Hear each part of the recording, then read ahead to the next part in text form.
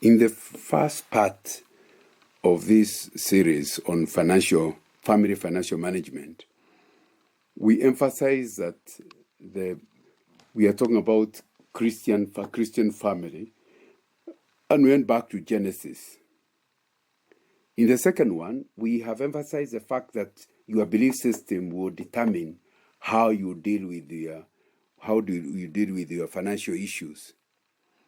And in the third one, we want to continue where we stopped in mentioning that it will be very critical that you understand that the challenge is not whether you have little or much money.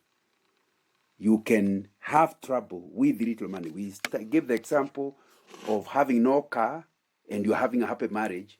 You get a car and becomes a source of problems. You see, you pick your wife earlier when she was slow, it didn't matter, but now you have to pick your wife. So what happens in the morning? You will be up late if your wife is late, because now you can't leave her. Now you can see clearly the car is becoming quite a challenge. You must agree on how to leave your house, when to leave. And basically, if you don't agree, it becomes a daily challenge on how to handle the matter.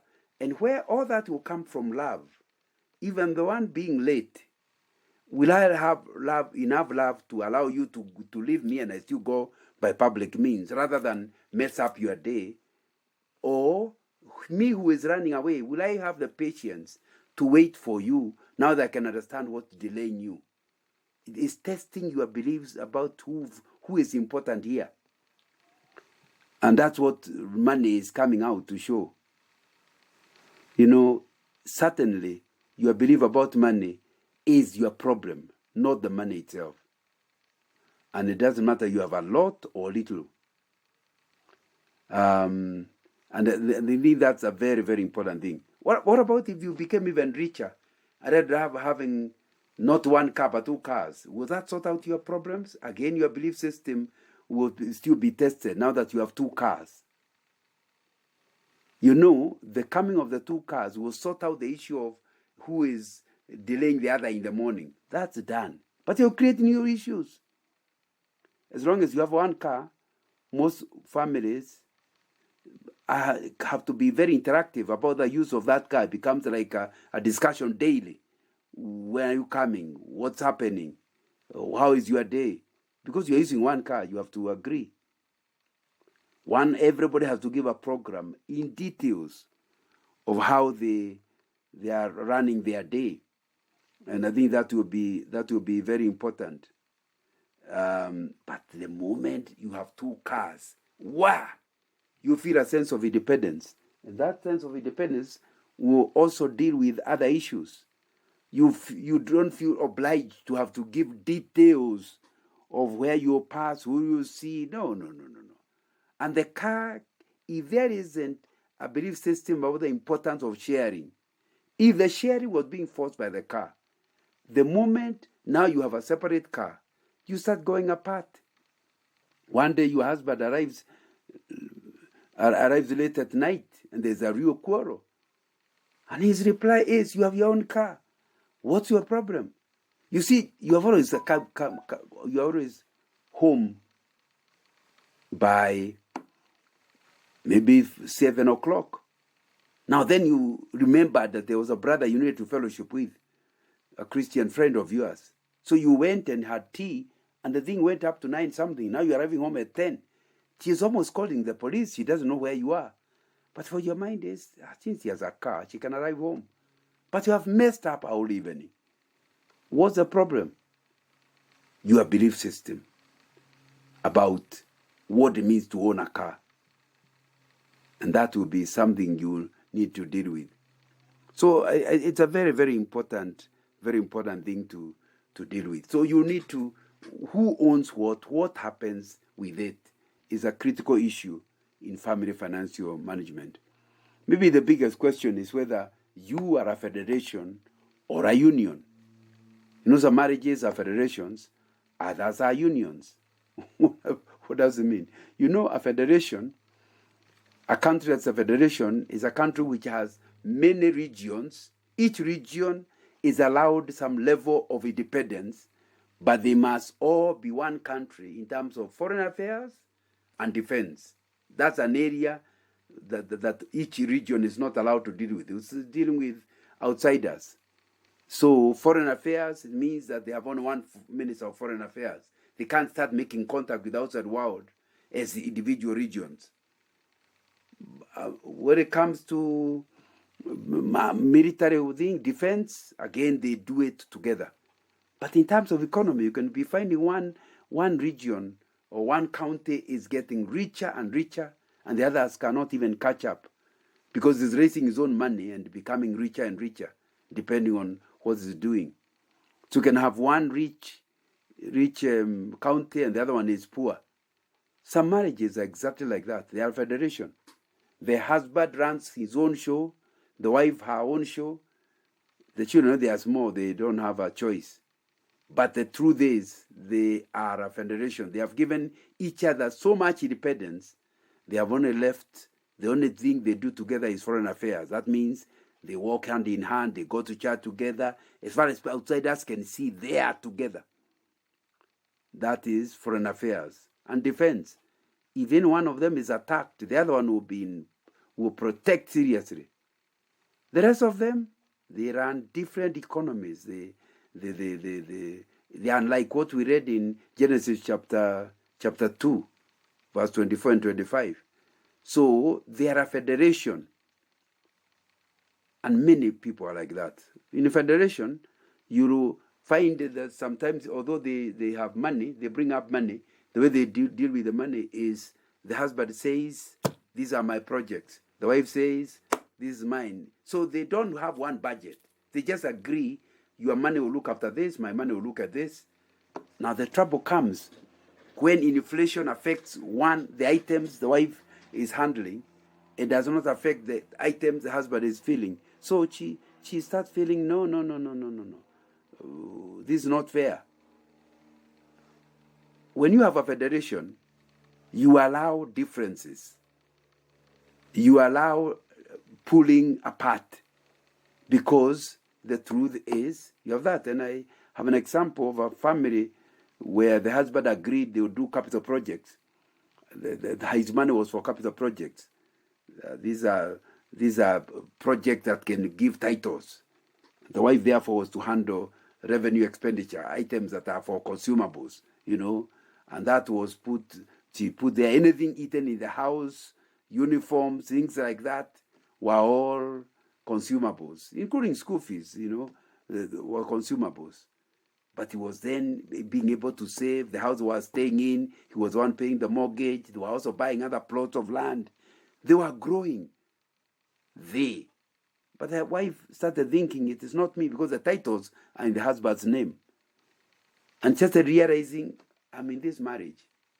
What do I benefit from it? I started feeling, although they're both Christians, he started feeling she's a foreigner to this place. One day she just packed, when the husband went to work, she packed everything in a vehicle and her children, and she went away. When he came in the evening, he found the house looking strange. He went inside, he had the key, he opened, only to find the sitting room totally empty. He came out, and the neighbors were wondering why he is coming out so in a rush and worried. Because you see, the neighbors thought that the family has moved to another place. But the husband was looking lost. Then he realized he's giving away too much to the neighbors. So he went back inside the house. What could have happened to his family? It required a lot of research to identify, and they couldn't. And the wife said, "No, I'm not coming back." When he finally found where she was, so they finally had to go to their parents for reconciliation, for the parents to try to reconcile them, the parents of the boy and the parents of the girl. In the meeting, I'm told, the father of the boy said, "What is it that I hear?" Is it true that you don't support your family? Said, I support it. The wife said, just ask him. When did he ever buy anything, any dress for anybody? When did he ever, he was listed? The father of the boy was getting so embarrassed. My son, tell me it is not true. You do not ever help your family. What do you do with all this money you are making? When he was given a chance to talk, he explained, we agreed that her money will be the one that handles those things. My money will be for our investment. So I don't know, I'm very surprised that she can accuse me of not helping her, when the truth of the matter is, she is the one who agreed that we run things like that. The father of the boy said it doesn't make sense. So anyway, they apologized and agreed to come back together. And they are still together today, many years later. What I'm trying to say is that the idea of a federation is better than nothing, but it's not the ideal. A marriage is not supposed to be a federation. It's supposed to be unitary, a unitary government, where everything is done together, where the whole country has to grow rich together, or if it gets poor together, and they budget together. Now, of course, like I said earlier, you may still have what you call contingency money to do small things differently so that you have your level of independence. But on all major issues in a union, you do it together. You are planning construction of roads, you plan it together. You are planning construction of stadiums, you plan it together. That's really what we are talking about if we talk about financial management. The intention is that you not be a federation, you will be a union and budget together. And that will be something that is very critical. However, let me say clearly that if you are going to have union, that means you own everything together. Then three things must follow. Number one, it means that there will be no money hidden away. Everything will be at the table. Number two, that both of you have rights to the money, because both of you have contributed to the kitty. So both of you have a right. If you put the money together in a joint account and the husband can use it without permission of the wife, that is not a union. Union means all of us have to debate it in our one parliament, not two parliaments, and make a decision in one parliament. So, a lot of men would like the idea of the money being put together, and then they use it and bring it for your good, no? If you put the money together, then it must be budgeted together, used together, and if the husband wants to do something, he must get permission from the wife. If the wife wants to do something beyond contingency level, they must get permission. That forces them to have to debate. And therefore, money brings you together and helps you to love each other and to care for one another. It's my hope that you can understand that if you are really going to have good financial management, it will be important that you also learn the importance of having a belief system about the importance of being one with one another. Having a belief system that allows you to want to have similar destinations. So not only do you have a belief about oneness as a marriage, you also have that you came together for a reason, and so you have, like I said earlier, a common purpose. Therefore, all your money is to support that purpose. And because you agreed on purpose, there will be very few disagreements on how you use money, because both of you, anything that's not for that purpose is a no-go zone. So the husband knows he can't even raise the matter on such a matter. For example, you are agreed, you can't have polygamy. So you can never say, I'm using my money in order to marry another wife. So it's important to understand that if you really want good financial management, then your belief system matter. And two belief systems I'm talking about here is oneness. You believe in oneness. But number two, you believe in common destiny. common purpose.